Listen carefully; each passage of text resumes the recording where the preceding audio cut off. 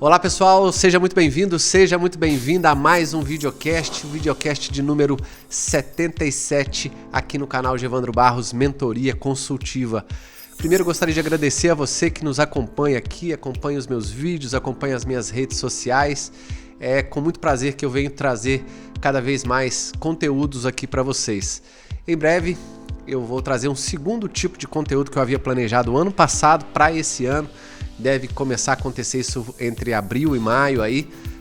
Eu tenho recebido algumas solicitações de vários clientes para formar consultores, como eu formava no passado, mas como eu não estou atuando mais com consultoria, né, propriamente dito, eu tenho atuado com esse novo processo que eu tenho chamado de mentoria consultiva. Então eu vou começar já a formar pessoas com esse processo aí também de mentoria consultiva. Se você for um consultor, um profissional, um empresário, quiser se aperfeiçoar, né? Aprender como é que eu trabalho no meu processo de mentoria consultiva e também poder fazer mentoria consultiva você aí na sua cidade, seja de forma presencial ou online, aguarde. Se você quiser até escrever e mandar aí o seu e-mail para que você entre na nossa lista, né, de pessoas interessadas, eu sempre coloco o meu e-mail abaixo nos comentários. Nesse vídeo de hoje eu gostaria de falar para vocês como fazer o seu time ter mais resultados. Muitas pessoas acreditam que dá resultado, né? As pessoas vão dar resultado por salário ou por treinamento ou por coisas muito específicas e focadas apenas no colaborador. Mas na minha experiência, está fazendo 21 anos que eu faço isso, desde consultoria e agora mentoria consultiva, juntando, né, mentoring com consultoria. Muitas outras coisas são importantes, talvez até mais relevantes do que salários bons, treinamentos específicos e uma série de outras coisas. É sobre isso que a gente vai falar. Vamos lá, roda a vinheta e eu volto para a gente falar sobre esse tema.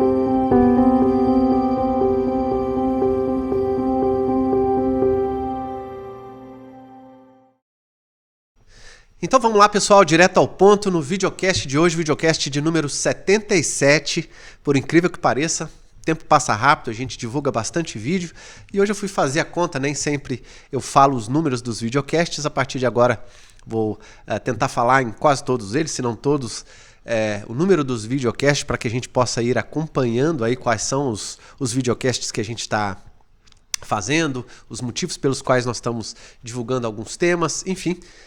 Esses conteúdos são para você, espero que esteja te ajudando.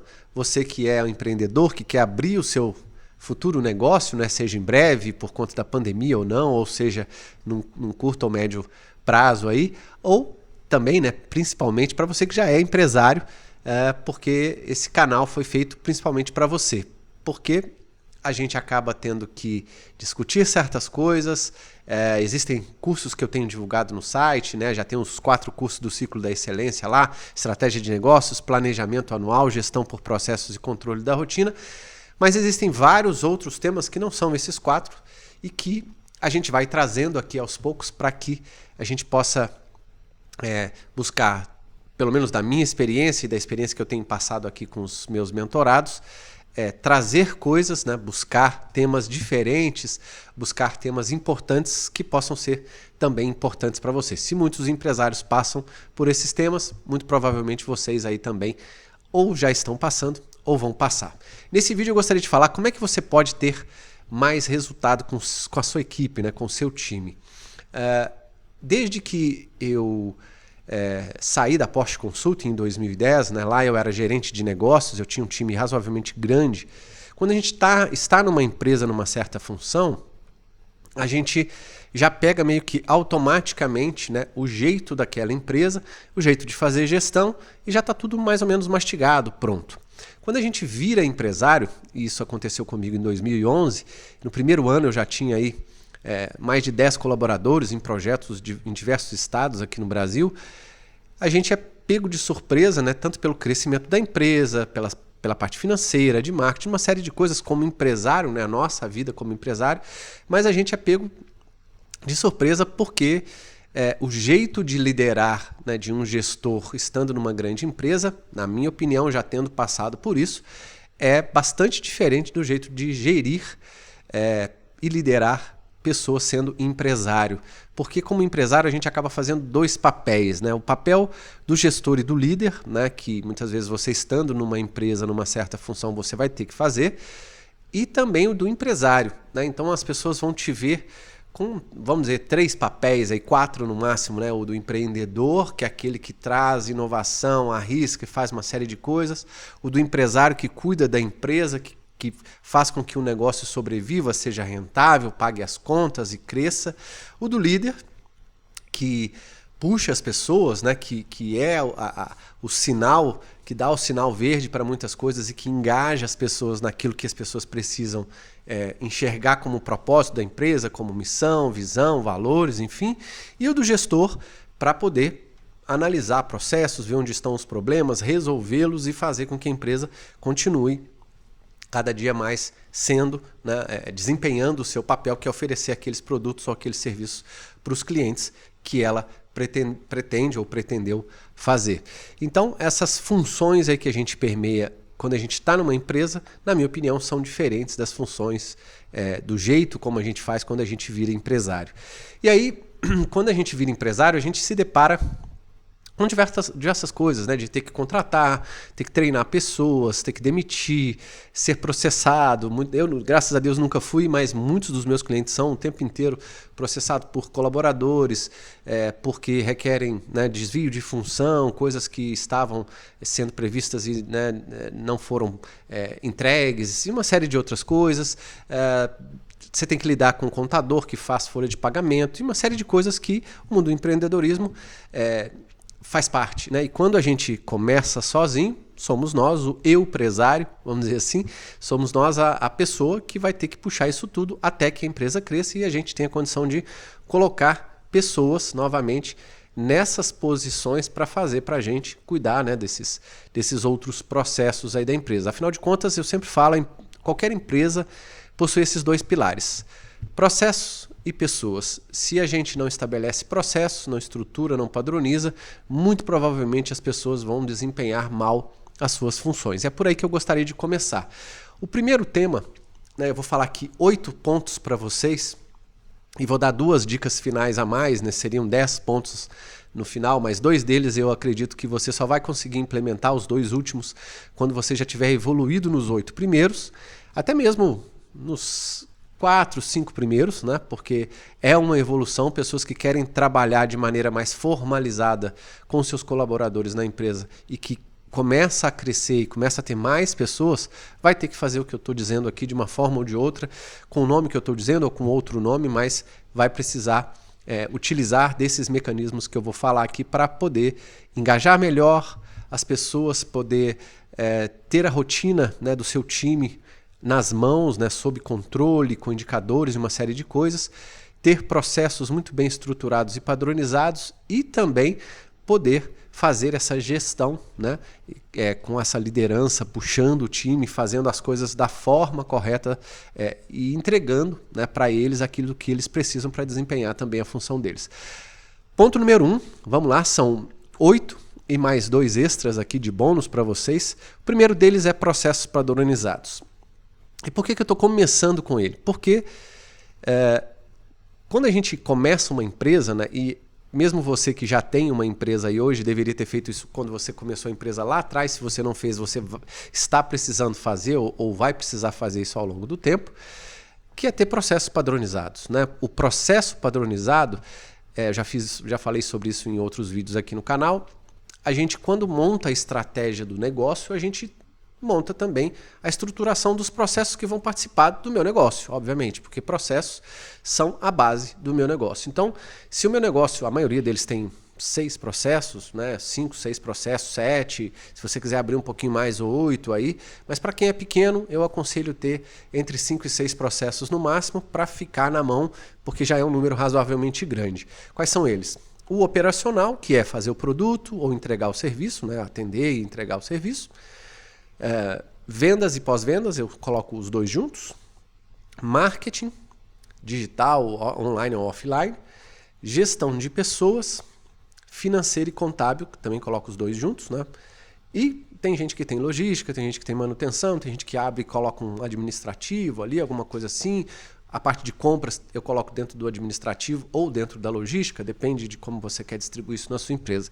Então, entre 6 e 7 processos aí é o número ideal para você. Se você não começar a sua empresa, ou mesmo se você já tiver a empresa, há muitos anos inclusive, e não tiver processos padronizados e muito bem estruturados, o que é estruturar um processo? É saber o que aquele processo precisa em todas as instâncias, seja de recurso, seja, né, como é que aquele processo vai funcionar, o que entra, o que eu preciso fazer, o que sai, quem vai fazer o que ali, né, é focado no que. Quando eu padronizo um processo, e eu falo isso de forma mais macro, porque o segundo ponto que eu vou falar é o complementar ao processo, mas quando eu padronizo e estruturo um processo, eu formato, né, um jeito desse processo funcionar. O que marketing precisa fazer no meu negócio para atingir aqueles temas que eu falei na minha estratégia? O que o financeiro precisa fazer? O que, sei lá, a parte de gestão de pessoas precisa fazer? Então, os processos são focados no o que deve ser feito para eu atingir aquela estratégia que eu desenvolvi, de preferência, né, focada aí no ano anterior, focada no ano seguinte inteiro, para depois eu planejar o ano e aquilo que eu falo sempre do ciclo da excelência. Estratégia para 1 a 2 anos, planejamento anual, gestão para o mês e controle da rotina semanal e diário. Se a gente fizer esse ciclo da excelência girar, e sempre com foco, né, nesse controle da rotina diário, semanal, eu garanto o mês, garanto 6 meses, que é a revisão do planejamento anual, e garanto o que eu estou entregando lá na minha estratégia que eu desenhei para o meu negócio. Então, primeiro ponto, processos padronizados e estruturados, com certeza você vai precisar ter para qualquer tipo de negócio. Segundo ponto, que é complementar a esse, são os procedimentos operacionais padrão, o que a gente chama de POP, que é o como as pessoas vão fazer. Aí é um nível abaixo. Né? Eu primeiro faço a estratégia, monto o meu planejamento, depois estruturo os meus processos, o que eles vão precisar fazer. Depois eu vou e descrevo, não para tudo, né? Não precisa fazer procedimento operacional para tudo. As empresas grandes fazem muitos procedimentos porque precisam passar por auditorias, como da ISO, como diversas auditorias, e essas auditorias solicitam, né, para que essa certificação seja entregue, elas solicitam certos documentos. Vários deles são, inclusive, procedimentos operacionais padrão. Existem vários outros tipos de documentos, não só procedimentos para atender normas, né? E nós que somos pequenos, a gente precisa fazer alguns POPs, alguns procedimentos operacionais daquelas etapas, né? Porque cada processo tem várias etapas. O processo financeiro tem várias etapas de como eu do que eu tenho que fazer para cumprir aquele processo financeiro para fechar o mês bem. Marketing também. O que eu tenho que fazer? Eu tenho que fazer atualização, as campanhas, os posts, os vídeos, eu tenho que cumprir o meu e-mail marketing, enfim, aquilo que você determinou para cada processo, você já descreveu na padronização inicial no ponto 1 que eu falei. Agora você vai descer o nível e vai descrever um pouquinho mais em detalhes o como você vai fazer cada uma dessas etapas. Aí você vai fazer para todas essas etapas de cada processo? Não te aconselho a fazer isso. Te aconselho a pegar aquilo que é crucial para o seu negócio e aquilo que também está mais próximo do seu cliente. As atividades focadas, independente do processo, que estão mais próximas do cliente, do atendimento a ele, do pós-venda, do contato com ele, devem ter procedimentos operacionais padronizados, né? Os POPs. Por quê? Porque quanto mais próximo do cliente eu estou, mais chance eu tenho, né, de errar. E aí eu não quero errar, eu preciso fazer as coisas bem feitas para que eu tenha o resultado que eu desejo. Então, procedimentos operacionais para aquelas etapas dos processos que eu julgo serem principais, seja para fazer um produto, seja para fazer marketing, seja para fazer venda, seja para entregar um serviço, eu preciso descrever, e aí no procedimento, de novo, é o como. Processo é o que, procedimento como. Esse é o segundo ponto. Terceiro ponto é análise de perfil comportamental. E aí tem umas coisas que fica difícil a gente escrever 100% numa ordem, tá, pessoal? Porque Se a gente for olhar sob a ótica do processo de gestão de pessoas, logicamente tem uma ordem, né? Eu preciso primeiro fazer a seleção, depois a contratação e assim por diante, até que o colaborador, se vier uma hora a sair da minha empresa, mas eu estou olhando a empresa como um todo, não estou pensando somente no processo de gestão de pessoas. Terceiro ponto que a sua empresa, né, o seu negócio vai precisar é, para todo colaborador, seja novo ou seja atual, uma boa análise do perfil dele, que a gente chama de análise de perfil comportamental. Por quê? Porque a gente erra muito como empresário e pequeno empresário em contratar pessoas erradas para a função errada. A gente não tem geralmente essa educação ou essa visão ou esse feeling de saber se aquela pessoa, né? A gente conta muito com feeling, mas esse feeling muitas vezes dá errado, né? A gente contrata também o amigo do chegado, do primo do colega, parente. A gente contrata pessoas tanto para ajudar, isso é normal, é positivo também, mas a gente tem que saber separar o joio do trigo, né? Eu posso contratar um parente desde que ele desempenhe a função que ele precisa desempenhar bem e que entregue os resultados para aquela função, né? E para que isso aconteça, eu preciso saber o perfil que ele tem se encaixa nessa função que eu quero. Então, o 3 e o 4 são dois pontos que caminham juntos. O 3 é análise de perfil comportamental. Faça uma análise, porque existem 4 perfis de pessoas. Para você saber se esse colaborador que você está contratando, ou se é que você já tem, se a sua empresa já existia há muito tempo, faça uma análise de perfil comportamental de todo mundo. Por quê? Para você saber o perfil dessas pessoas e poder saber o seu e lidar com o perfil dessas pessoas. Se você for uma pessoa mais executora, como eu sou, por exemplo, ela tem muita iniciativa, menos acabativa e tem uma série de características, né? Quer começar, faz as coisas muito rápido, é um pouco mais impaciente com algumas coisas, pega muitos projetos, faz várias coisas ao mesmo tempo, enfim, tem algumas características que são desse tipo de pessoas. Essas características, para o planejador, para o comunicador, para o analista e para o executor, não são nem ruins nem boas. Cada perfil tem o seu perfil, que é o certo naquele perfil, porque a gente já nasceu assim. E a gente tem como adaptar, treinar o nosso perfil para fazer outras coisas, mas existem coisas que fazem parte do nosso eu, do nosso perfil, e que a gente não vai mudar assim tão rápido, né? Se você colocar uma pessoa do perfil executor para fazer algo muito repetitivo, na mesmice, sempre durante vários períodos, aí, né, vários anos, essa pessoa não vai ficar nessa função, ela não aguenta, né, que é o meu caso novamente. E aí vai sair da função, vai espanar, vai procurar outra coisa. A mesma coisa um comunicador. Se você colocar um comunicador, pela própria palavra, né, a gente já imagina, num ambiente solitário, sem conversar com as pessoas, sem ser muito bem gerido, sem ter a possibilidade de se comunicar bem, né, de estar ali fazendo parte de um time, se sentindo, cara, essa pessoa também vai espanar, vai sair da sua empresa ou não vai desempenhar a função que ela precisa. Então conheça quais são esses 4, o seu perfil como empresário, qual é o perfil que você tem, e número 4, que está ligado ao 3, faça a descrição dessas funções. Para cada processo eu tenho atividades, né? Número 2. Número 1 foi processo. Número 2 foram os POPs, que estão ligados às atividades. Se para cada processo eu tenho X atividades, para cada processo eu também tenho X pessoas, então eu vou distribuir essas atividades para essas pessoas e aí eu preciso saber se aquela função que precisa fazer tais coisas que estão linkadas naqueles processos vão estar linkadas também com aquele perfil que eu estou colocando naquela pessoa. Vocês estão vendo aqui, pessoal, que eu estou falando, o título do vídeo é Como Fazer Meu Time Ter Mais Resultado. Primeiro, eu estou saindo da base da empresa, porque se eu coloco pessoas em algo que está totalmente desestruturado, essas pessoas não vão ter resultado de forma nenhuma. Primeiro eu preciso estruturar a minha casa, eu preciso estar bem de saúde, eu preciso estar bem fisicamente, eu preciso estar bem estruturado, né? Processos.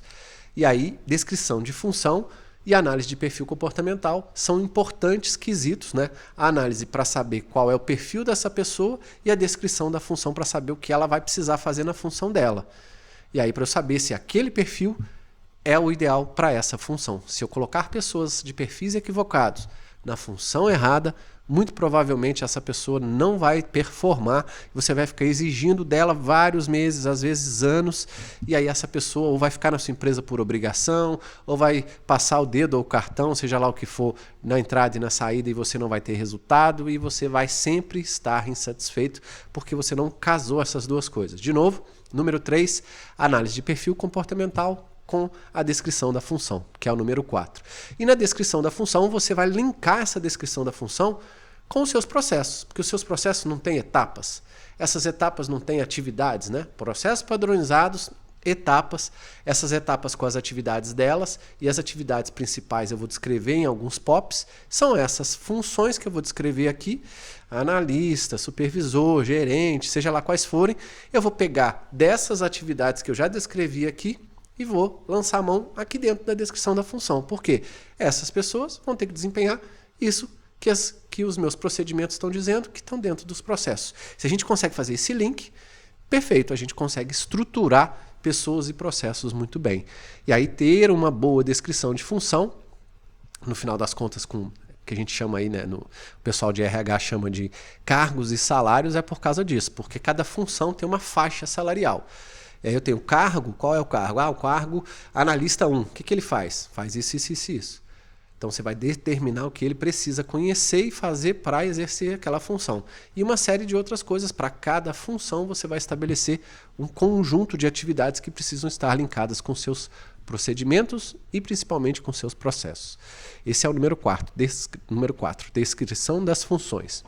Número 5 que eu coloquei aqui é uma matriz de qualificação com treinamentos periódicos. Para o seu time ter resultado, não adianta nada você não ter uma descrição, não ter processo e não treinar as pessoas, principalmente se elas forem novas.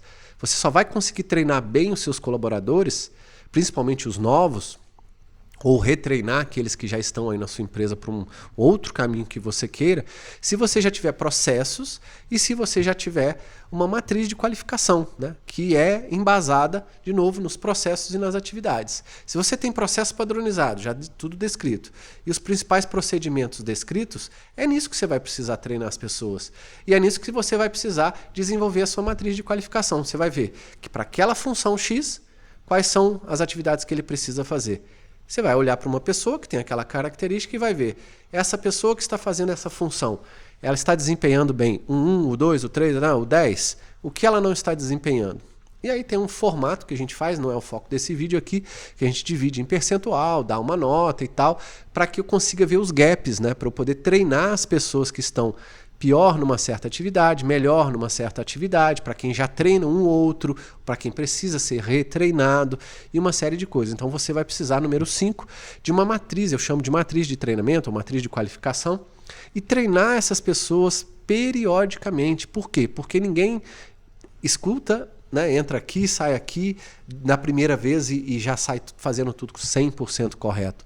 Não, a empresa é dinâmica, né? Você traz um produto novo hoje, que consigo traz uma nova forma de fazer alguma coisa, você mudou o processo de um jeito, colocou um software novo, enfim. A empresa vai mudando com o passar do tempo e aqueles procedimentos precisam mudar porque os processos também vão mudar. E aí as pessoas precisam se adaptar. E aí treinamento, ver quem precisa de treinamento em qual atividade, quem já está melhor, com certo percentual, e aí aumentar. Por isso que a gente chama de descrição de cargos e salários, né? Porque toda função tem um range, né? De, sei lá, de R$1.000 a R$2.000 que a pessoa pode ganhar, de R$1.000 a R$3.000. Esse aumento do salário é de acordo com o aumento dessa qualificação, desse conhecimento, dessa habilidade que esse colaborador tem dentro desse range, dessa função que eu determinei para ele, que chama X. Analista, ou supervisor, ou gerente, seja lá a função que você, o nome que você der para essa função. Então, número 5, matriz de qualificação e treinamentos periódicos é muito importante. Por que eu coloquei treinamentos periódicos? Porque com o passar do tempo, você vai precisar, é como ensinar uma criança a andar de bicicleta, né? Você vai precisar tirar a primeira rodinha, depois tirar a segunda rodinha, depois acompanhar ele, vai cair algumas vezes até fazer com que a pessoa já esteja desempenhando sozinha aquela função e bem, né? Para que depois eu consiga avaliar esses resultados de alguma forma que eu vou falar para vocês daqui a pouquinho. Então, número 5, de novo, matriz de qualificação com treinamentos periódicos é muito importante. Número 6, você vai precisar de uma sistemática de gestão, né? Você padronizou processos, agora você tem procedimento operacional, sua descrição de função está certinha, ou seja, você estruturou a casa. Agora você vai precisar de uma sistemática para gerir tudo isso com ferramentas visuais, né? Que a gente chama de gestão à vista, ou gestão visual. Essas ferramentas visuais a gente não põe ali só para ficar bonito colado na parede para mostrar que a gente tem. Não, elas são algumas ferramentas e cada negócio precisa de uma ferramenta, cada gestor gosta de trabalhar com uma certa ferramenta visual, mas eu acho muito importante trazer alguma, não deixar tudo no computador ou tudo fechadinho, ter coisas com gestão visual, principalmente para o ponto número 7 que eu vou falar daqui a pouquinho, que são as reuniões, mas essa sistemática de o que você vai gerir, quando, quem vai fazer o quê, que link as pessoas vão ter que fazer, porque essas ferramentas que são visuais, por exemplo, quadros Kanbans de controle da rotina, atividades, nos checklists semanais, quem tem que fazer isso, quem tem que fazer aquilo, essas várias ferramentas que você coloca de forma visual para você depois, né, controlar a sua rotina e gerir os processos, é que vão te dar velocidade para você introduzir essa forma de gestão o mais rápido possível. Porque, nesse caso, as ferramentas elas servem principalmente para 3 coisas. Para você analisar e ver onde estão possíveis desperdícios nos seus processos, para você enxergar onde estão os problemas e poder resolvê-los rapidamente. Essas ferramentas visuais precisam te ajudar nisso. Se ela está lá só para servir de quadro na parede ou de um negócio com post-it, qualquer coisa que você use aí na parede e não está te ajudando a ver desperdício e resolver problema, pode tirar ela da parede. E por último, gerir as pessoas, né, para que você consiga gerir os processos. Você não controla pessoas, você controla processos. E o tema controle da rotina, que eu prego no ciclo da excelência, é para você controlar processos, né? A rotina dos processos e não a rotina das pessoas. As pessoas têm rotinas, obviamente, mas é a rotina delas ligadas aos processos que vão dar o resultado que eu desejo. Então eu preciso controlar a rotina dos processos para saber se essa sistemática de gestão que eu estou imprimindo no meu negócio está funcionando, porque se os processos estão bem descritos, padronizados, as pessoas estão treinadas, eu sei os gaps, quem está precisando fazer o quê, quem está precisando ser treinado onde, eu consigo gerir de forma visual e mais rápida as coisas e apoiar quem tem necessidade. Ou seja, eu estou gerindo as pessoas, mas com foco nos processos. Isso é muito importante. Então, número 6, sistemática de gestão com ferramentas à vista. Você vai precisar, porque sem isso as pessoas não vão dar resultado. Pense bem, passa semana a semana, você não conversa com as pessoas, você não tem algo visual que elas consigam, né, se orientar, se está atingindo o resultado que a empresa precisa, que o processo dela precisa, ou que a atividade dela precisa no nível mais micro ao longo da semana. Se você não tem isso, como é que você quer que ela se sinta satisfeita e que ela dê o resultado que você deseja? Vai ficar complicado. Então, obter resultado dos colaboradores não é só saber cobrar. É você dar as condições para ele te entregar.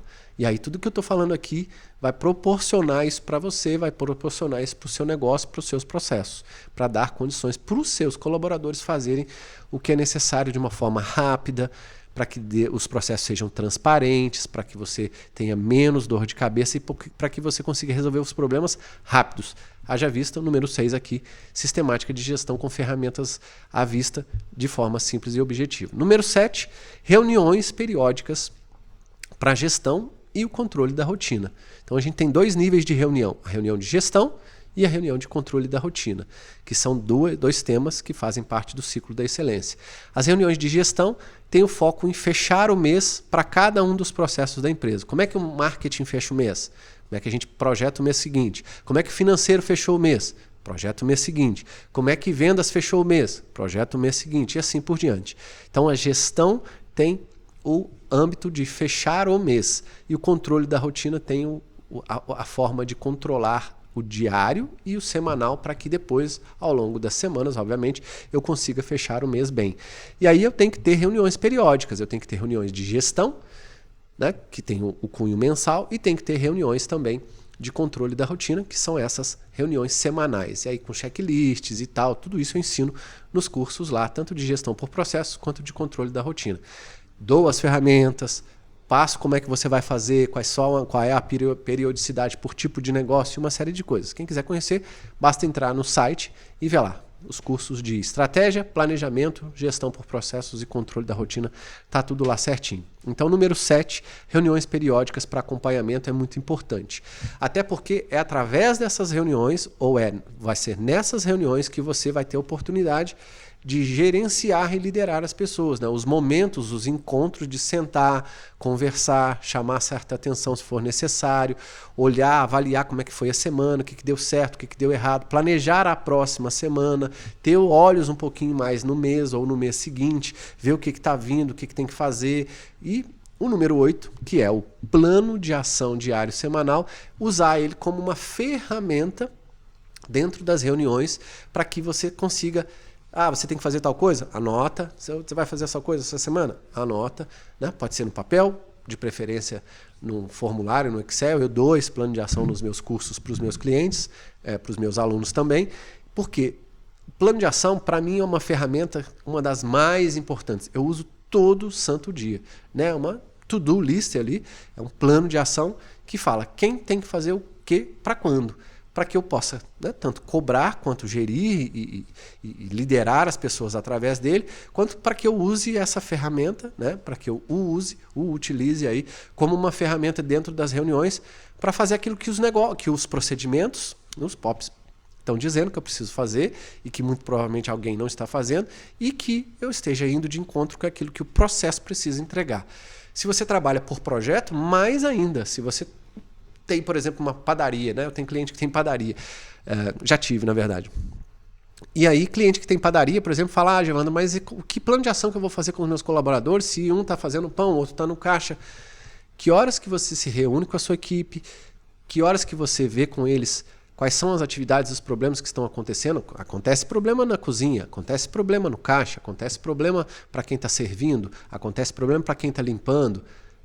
Os planos de ação e as reuniões semanais são para você verificar quais são esses problemas, para você dar condição e melhorar os processos, né? Sempre no intuito da melhoria contínua. Onde é que eu estou tendo possíveis problemas para eu, como gestor, poder atuar, melhorar aquela atividade, seja daquele colaborador que está tendo aquele problema, do outro. E aí eu, melhorando a atividade, eu melhoro o processo e dou condição melhor. E aí o plano de ação, eu dou atividades para as pessoas poderem participar do meu negócio. Pense você entrando numa padaria, por exemplo, como padeiro, e fazendo pão da hora que você entra à hora que você sai só. Você não conseguir conversar com ninguém, você não conseguir dar uma sugestão, você não conseguir ver e entender um pouquinho mais sobre outras atividades correlacionadas com a sua ao longo do negócio.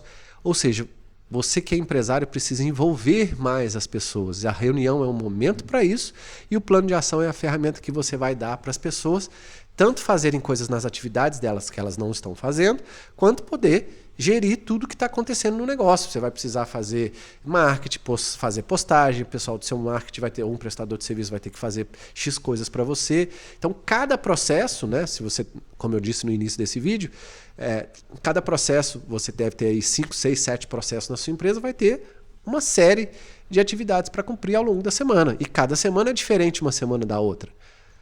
Você tem atividades de rotina, obviamente, que são repetitivas, que vão estar toda semana e você tem que verificar se elas estão bem, mas você vai ter atividades que não são de rotina, problemas que não são da rotina.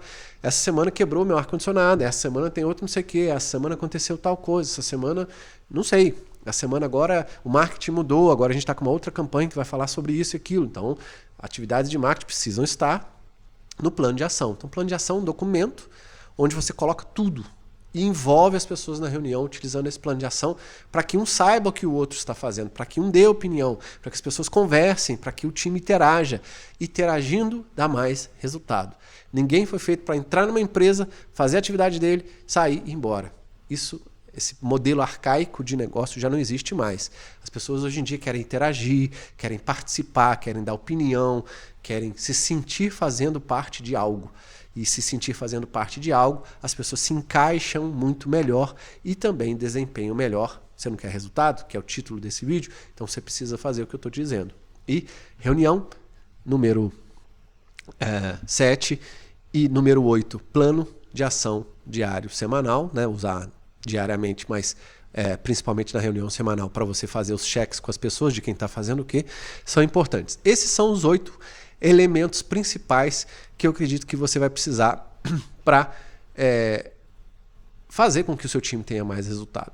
Você viu que eu não falei aqui em momento nenhum de salário especificamente, só falei na descrição de cargos e salários.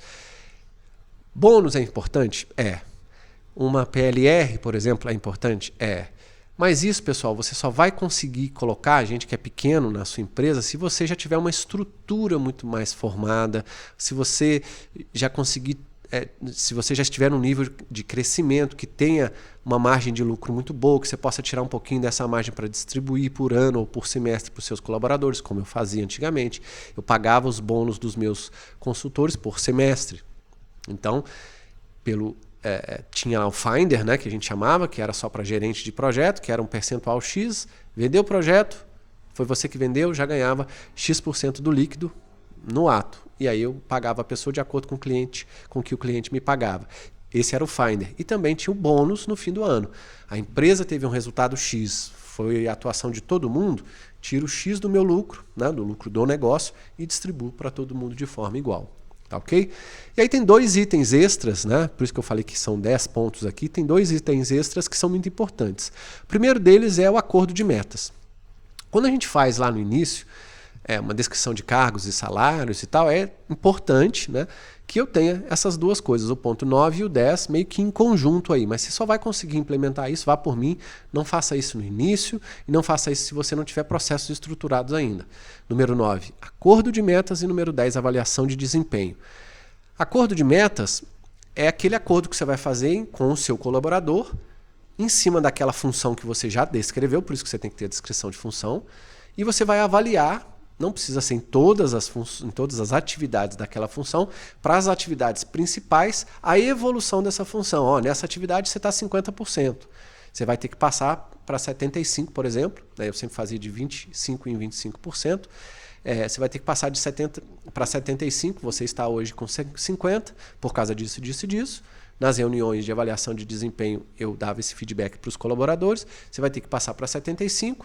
Em 6 meses, por exemplo. E aí dava condições para ele passar, seja através de treinamento, externo ou interno, seja através de uma aula online, seja através de alguma coisa que eu precisava qualificar esse colaborador para fazer com que ele passasse de 50% para 70%, 75%, e eu o avaliasse depois de 6 meses para ver, né? Por isso que avaliação de desempenho. Aí lá, depois de 6 meses, vou avaliar e vou ver se ele realmente desempenhou melhor aquela função nesses outros 25% que eu estou exigindo dele. O que significa esses outros 25%? Você vai ter que descrever. Então, por isso que eu preciso ter uma descrição da função para cada atividade, um certo volume de percentual, que no final dê 100%, e que eu faça esse acordo de metas, né? Se você desempenhar bem a sua função, você é XYZ, você vai dar 1 grau percentual para cada uma das atividades. Se você passar nessa e nessa de X para Y durante esses X meses, esse é o acordo, cada empresa faz de uma forma diferente, obviamente, você pode ganhar tal coisa. E esse ganhar tal coisa pode ser várias coisas, pode ser cesta básica, pode ser dinheiro, pode ser uma premiação, uma viagem, cada empresa dá alguma coisa. Em função da avaliação, né, de desempenho, que eu vou fazer a cada 6 meses, 3 meses, 1 ano. Tem empresa que faz a cada ano, eu gosto e indico para os meus mentorados fazer a cada 6 meses. É um período razoável e não é tão longo, não é tão curto assim, para que você avalie um colaborador, né? Passou 6 meses, como é que eu passei? Como é que esse colaborador veio evoluindo? E aí aspectos comportamentais, aspectos técnicos da função, habilidades, entrosamento com a equipe. Não vai entrar só o que está descrito na função, na sua avaliação de desempenho. Vão entrar outras coisas, né?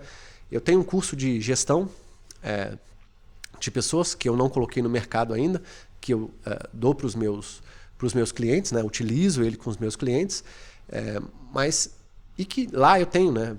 Por ter desenvolvido para mim mesmo e para alguns clientes, acabei desenvolvendo uma certa metodologia e com várias ferramentas. E acordo de metas está lá, avaliação de desempenho está lá. Eu preciso casar essas 2 coisas com a descrição da função para que eu consiga ou remunerar, ou dar premiação, ou fazer com que o meu colaborador evolua com o tempo. Por isso que eu coloquei esses como extra, né? Como pontos de bônus aqui, porque você, de novo, só vai conseguir implementar acordo de metas, avaliação de desempenho, depois que os seus processos estiverem estruturados, depois que as funções estiverem estabelecidas, cada um souber o que está fazendo e as coisas estiverem funcionando.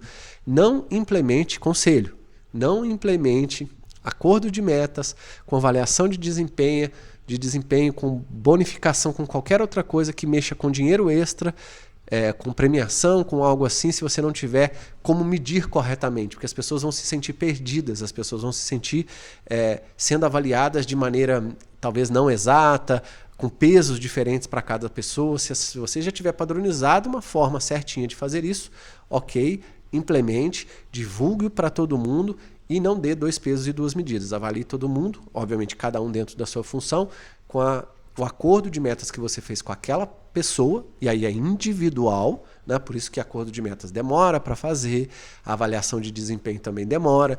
Quando você tem um número X de colaboradores, né? Minha empresa tinha 30 e poucos.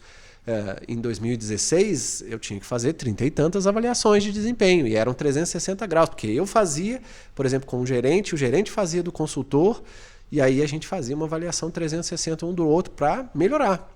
Porque eu queria melhorar o trabalho do gerente e eu queria melhorar o trabalho do consultor, e o consultor também podia dar feedback para mim e vice-versa. O consultor também podia dar feedback para o gerente. Pode ser 360, pode ser somente bilateral, né?